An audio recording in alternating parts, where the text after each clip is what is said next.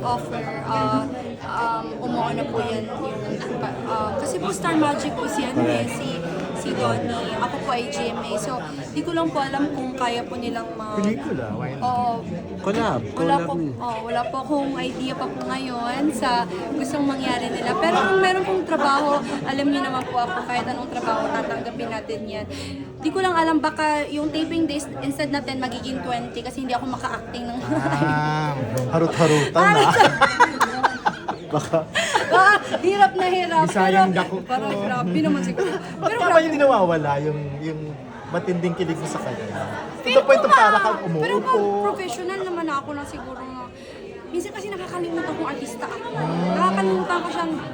Nakakalimutan ko minsan na, Shubi, please lang, umayos ka. Minsan nakakalimutan ko. Minsan po sa sobrang totoo ko siguro sa sarili ko. Nakakalimutan ko may mga cameras na nakabaligid sa akin, na pwedeng unahin ako. So, okay lang po, nauihan nga ako sa sarili ko. Pero Lumalabas na yung pagka-fan.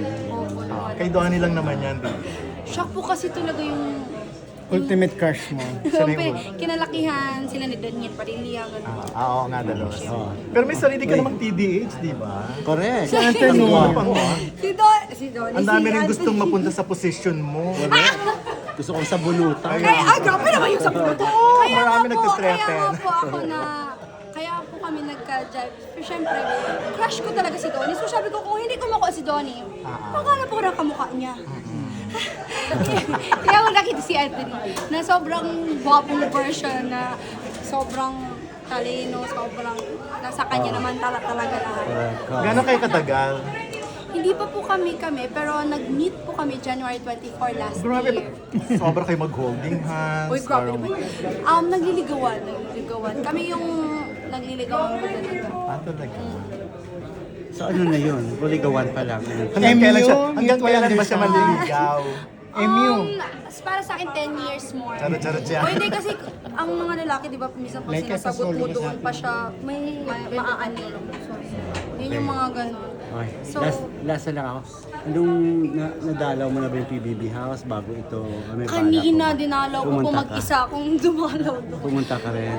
Kasi, wala, yun po yung bahay na nagbigay sa akin ng kinabukasan eh. Yun yung nagbigay sa akin ng napakaraming blessing. So, gusto ko lang magpaalam kanina, kaya pumunta po ako doon, nag-take ako ng picture.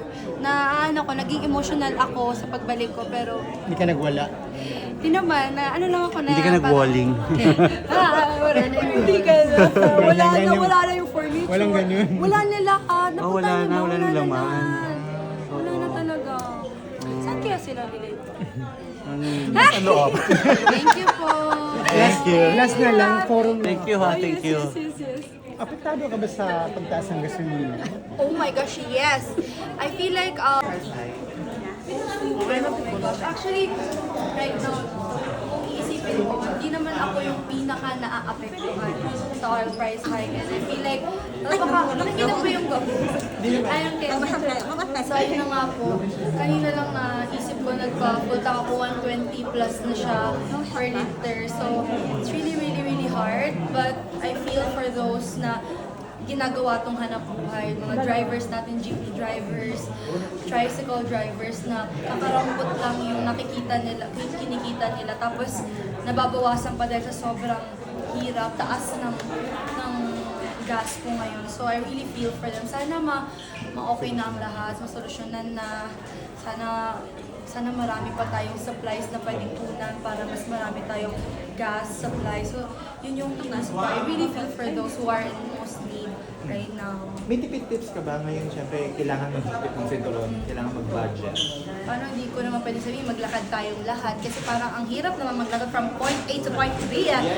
Pero parang tapos ang hirap din mag-commute kasi sobrang haba na ng pila. Yung MRT nung nadaanan ko kagabi, sobrang yung jeep, yung mga halos, yung iba wala, nakita ko sa news, yung iba wala nang masakyan. So I suggest let's just all fly. Wala na akong naisip, yung gusto kong manawagan sa gobyerno, tulungan po natin yung mamamayan natin na naghahanap buhay, lumalaban ng patas sa buhay, tulungan po natin sila na mas mapagaan ang hanap buhay nila. It's really hard, but I hope na kayanin natin to.